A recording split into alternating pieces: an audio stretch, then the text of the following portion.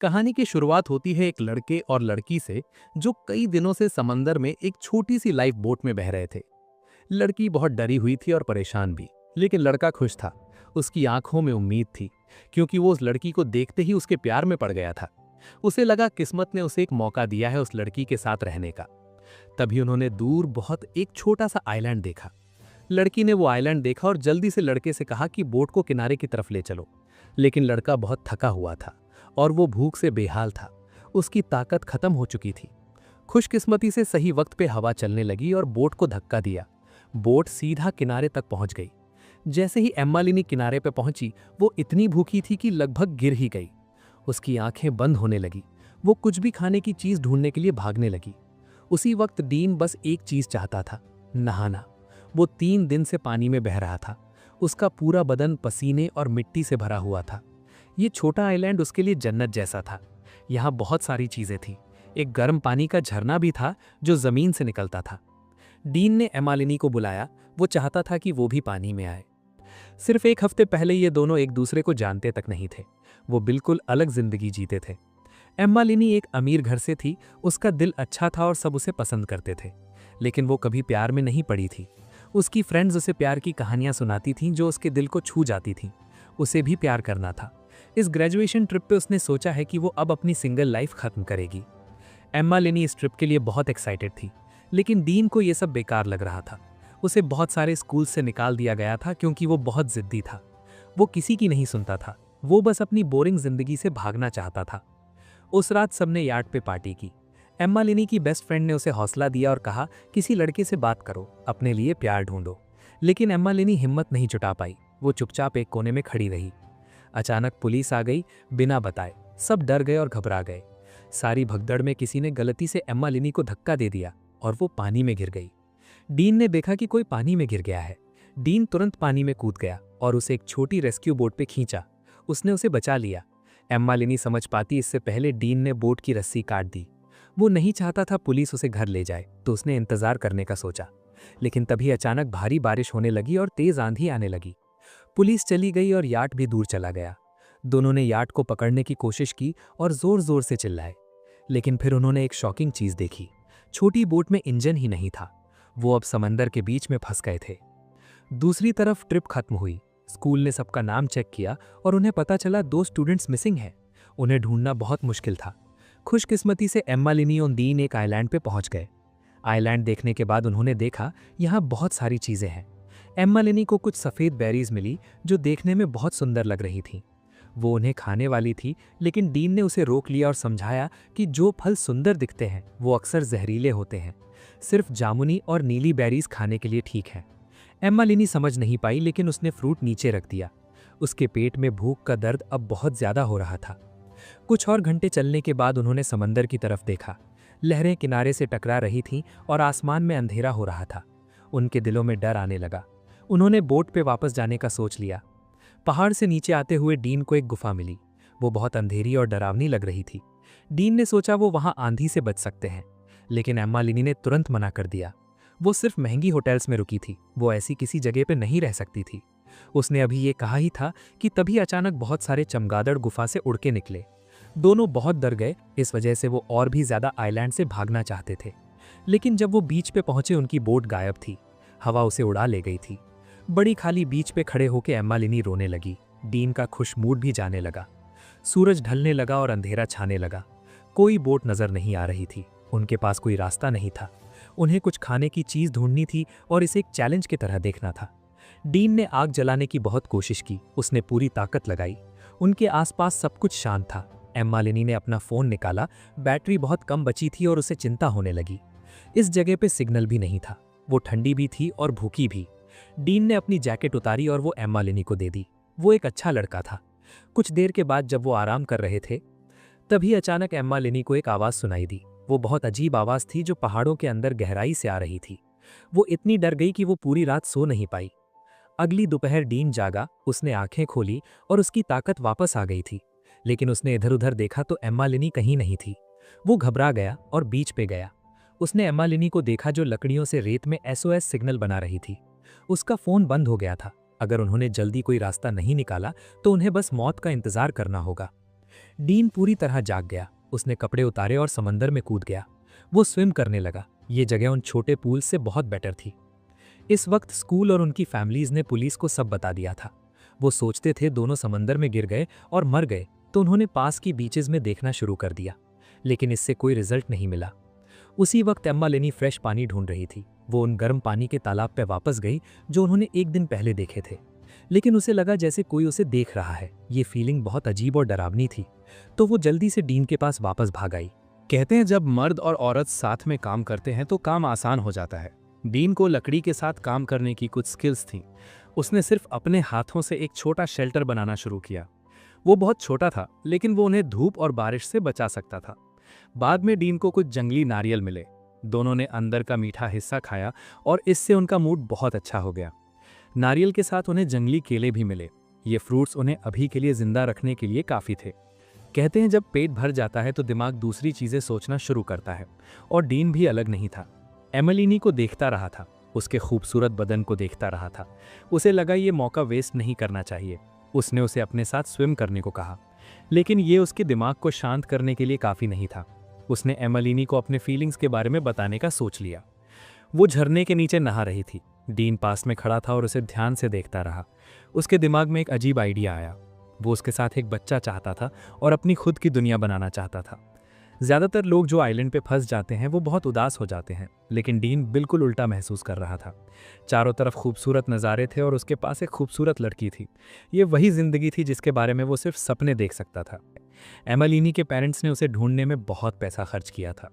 2 महीने गुजर गए, लेकिन अभी भी कोई न्यूज़ नहीं थी। अंत में पुलिस ने भी ढूंढना छोड़ दिया था। उन्होंने सोचा कि दोनों शायद समंदर में मर गए, लेकिन एमिलिनी के पेरेंट्स ने कभी उम्मीद नहीं छोड़ी, और ना ही एमिलिनी ने। हर दिन वो अपनी पहले की जिंदगी के बारे में सोचती। वो अमीर जिंदगी में पैदा हुई थी। उसे कभी खाने या कपड़ों की चिंता नहीं करनी पड़ी। उसकी दुनिया डीन से बिल्कुल अलग थी। वो गरीब लड़का था। आइलैंड पे फंसने के बाद किसी ने भी सोचा नहीं किया कि डीन मिसिंग था। गुस्से में डीन ने एक लकड़ी उठाई और जमीन पे जोर से मारी। तभी अचानक उसने कुछ देखा। जमीन में एक हड्डी का ढांचा छुपा हुआ था। ये देखते ही एमिलिनी इतनी डर गई कि उसके पूरे बदन में कांप आ गई। वो डर से बिल्कुल घिर गई। उसके दिमाग में सिर्फ एक ही बात घूमने लगी, शायद वो भी एक दिन यही हड्डी का ढांचा बनकर रह जाएगी। उसकी मेंटल स्टेट टूटने लगी, लेकिन डीन ने उसे तसल्ली दी। उसने वादा किया जब तक वो है उसे डरने की ज़रूरत नहीं है। उसके हौसले से एमिलिनी धीरे धीरे शांत हो गई। दोनों ने एक रोमांटिक रिलेशनशिप शुरू की। एमिलिनी के लिए ये प्यार का पहला एक्सपीरियंस था। वो गहरी नींद सोई और सिर्फ अगली शाम जागी, लेकिन जब उसने आंखें खोली डीन कहीं नहीं था। उसने उसका नाम पुकारा, लेकिन कोई जवाब नहीं आया। वो जंगल में और अंदर गई। उसने डीन को एक गड्ढा खोदते देखा। वो उस हड्डी के ढांचे को दफनाने की तैयारी कर रहा था। एमिलिनी को यह बिल्कुल समझ नहीं आया। दोनों की इस बात पे लड़ाई हो गई। गुस्से में एमिलिनी गड्ढे में कूद गई। गलती से डीन की कुदाली उसकी टांग पे लग गई और उसकी टांग से बहुत खून बहने लगा। इस इंसिडेंट से उनका झगड़ा खत्म हो गया, लेकिन फिर एमिलिनी ने नई चिंताएं बताईं। वो इमेजिन नहीं कर सकती थी क्या होगा अगर उनमें से कोई बीमार हो गया। डीन ने उसकी परेशानी देखी। उसने उसे कहा उन्हें अभी अच्छी तरह से जीने पे ध्यान देना चाहिए। उसने ये भी समझाया उसने हड्डी के ढांचे को क्यों दफनाने की ज़रूरत महसूस की। उसे एक याद आई, जब उसकी माँ मरी उसका कभी ढंग का फ्यूनरल नहीं हुआ। ये उसकी पूरी ज़िंदगी का दुख था। उसने हमेशा ये सोच रखा कि मरे हुए लोगों के साथ भी इज्जत से पेश आना चाहिए। एमिलिनी उसकी फीलिंग्स समझ गई। उसने अपने कपड़े उतारे और गर्म पानी में उसके साथ नहाने लग गई। वक्त गुजारने के लिए उन्होंने गेम्स खेले। उसे हैरानी हुई किसी ऐसे लड़के को स्कूल्स ने क्यों निकाला होगा। उनकी एक गहरी बात के दौरान डीन ने अपना सीक्रेट बताया। कई साल पहले वो अपने कुछ दोस्तों के साथ स्नो में गाड़ी चला रहा था। गाड़ी कंट्रोल से बाहर हो गई। दोनों को हॉस्पिटल ले जाया गया, लेकिन उसका एक दोस्त मर गया क्योंकि उन्हें टाइम पे मदद नहीं मिली। ये डीन की गलती नहीं थी, लेकिन इस बात ने उसकी पूरी जिंदगी बदल दी। वो बहुत अफसोस के साथ ये सब बता रहा था। लग रहा था जैसे आसमान भी डीन का दर्द समझ रहा है, और भारी बारिश गिरने लगी। डीन बारिश में घूमने लगा। एमिलिनी उसे देख रही थी और उसके खुद के जज्बात भी उभर रहे थे। उस पल उसे लगा जैसे उनकी जिंदगियां एक साथ जुड़ गई हैं। उसी वक्त एमिलिनी की फैमिली ने उसे ढूंढना नहीं छोड़ा। उन्होंने बहुत बड़ा पैसा खर्च किया। उन्होंने प्लेन्स हायर किए समंदर में उनको ढूंढने के लिए, और बहुत सारे पेपर्स प्रिंट करके सड़कों पे बांटे, लेकिन फिर भी कोई न्यूज़ नहीं थी। तूफान का सीजन आने वाला था। एमिलिनी की माँ और ज़्यादा चिंता करने लगी। वो पतली और थकी हुई होती गई। एमिलिनी के दोस्तों ने भी खुद को दोष दिया कि सब उसी की गलती है, और गिल्ट से घिर गए। सब दुख और गम में डूब रहे थे। बारिश रुकने के बाद एमिलिनी की मां आखिरकार घर वापस आई, लेकिन जब वो घर के सामने पहुंची, वहां उसका दिल टूट गया। उसने देखा कि दरवाजे के सामने फूलों और मैसेजेस भरा हुआ था। लोगों ने सोचा था कि एमिलिनी मर गई है, इसलिए उन्होंने ये सारे मैसेजेस और फूल भेजे थे। लेकिन वो नहीं जानते थे कि एमिलिनी और डीन अभी भी बहुत जिंदा थे। दोनों किनारे पे बैठे थे और सूरज को उठते डूबते देखते। एमिलिनी ने देखा कि डीन अक्सर घंटों समंदर को घूरता रहता। डीन ने देखा कि एमिलिनी हर दिन कितनी चिंता करती है। वो सब कुछ करना चाहता था उसे जितना अच्छा महसूस कराया जा सके। उनके खाने को अच्छा बनाने के लिए वो समंदर की गहराई में चला जाता और मछली पकड़ता। महीने गुजर गए। उनकी जिंदगी ज्यादा बोरिंग और हर दिन एक जैसी होती गई। एमिलिनी को यकीन होने लगा कि वो इस आइलैंड पे हमेशा के लिए फंस जाएंगे, और डीन ने भी यही सोचा। लेकिन उसके दिमाग में एक अजीब प्लान आया। वो इस आइलैंड को अपनी खुद की परफेक्ट जगह बनाना चाहता था। वो 2 साल से आइलैंड पे रह रहे थे। जिंदगी ज्यादा से ज्यादा बोरिंग होती जा रही थी। डीन ने सोचा अगर कोई और भी साथ हो तो अच्छा होगा, इसलिए वो बच्चे करने के बारे में सोचने लगा। लेकिन एमिलिनी अभी भी बहुत चिंता करती थी। वो अपने पेरेंट्स को नहीं भूली थी और अभी भी एक दिन घर वापस जाना चाहती थी। और वो मौका जल्द आया। एक दिन जब डीन खाना ढूंढ रहा था, जहाज की आवाज अचानक आसमान में गूंजने लगी। दोनों बहुत खुश हुए और सिग्नल फ्लेयर आसमान में चलाने के लिए दौड़े। लेकिन जैसे डीन ने अपने बैकपैक में देखा, फ्लेयर गन कहीं नहीं मिली। उसने जहाज की तरफ जोर से चिल्लाया, लेकिन कोई फायदा नहीं हुआ। एमिलिनी गुस्सा और नाराज हो गई। उसने कहा डीन सब बर्बाद कर दिया है। ज़रा ध्यान से देखने के बाद उसने पता चला कि सिर्फ फ्लेयर गन ही गायब नहीं थी, उसकी पर्सनल चीजें भी गायब थीं। इसका मतलब सिर्फ एक ही हो सकता था, आइलैंड पे कोई और भी था। डीन को लगा एमिलिनी गलत सोच रही है, और इस वजह से दोनों की लड़ाई हो गई। बहुत बड़ी लड़ाई हुई। एमिलिनी को लगने लगा जैसे आप कुछ नहीं हो सकता। उसने सोचा वो घर स्विम करके भी जा सकते हैं, मगर ये नामुमकिन था। शांत होने के बाद डीन ने मदद के लिए समंदर की तरफ चिल्लाया, लेकिन उसने सिर्फ अपनी खुद की आवाज को वापस आते सुना। वो अपनी गर्लफ्रेंड को निराश नहीं करना चाहता था, लेकिन उसके पास मदद के कोई और तरीके नहीं थे। बिल्कुल तब जंगल के अंदर गहराई से एक आवाज आई। डीन को लगा शायद आइलैंड पे लोकल लोग रहते हैं।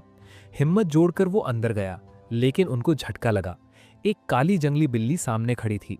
बहुत डर के डीन पलट गया और भागा। एमिलिनी ने उसे जानवर की दहाड़ सुनी और वो भी जल्दी से वहां से भागने लगी, और जंगली बिल्ली उनका पीछा करने लगी। जंगली बिल्ली तेज हो रही थी और डीन को छुपने पर मजबूर कर दिया, और उसी वक्त उसने अपने हाथ से बनाए हुए चाकू का इस्तेमाल करके उसे जंगली बिल्ली को मार दिया। कुछ देर बाद जब एमिलिनी आई, उसने देखा उसका बॉयफ्रेंड कितना स्ट्रांग है। उसे लगा उसे कुछ नहीं हो सकता। खतरे से निपटने के बाद एमिलिनी ने आखिरकार आइलैंड पे जिंदगी गुजारने का फैसला कर लिया।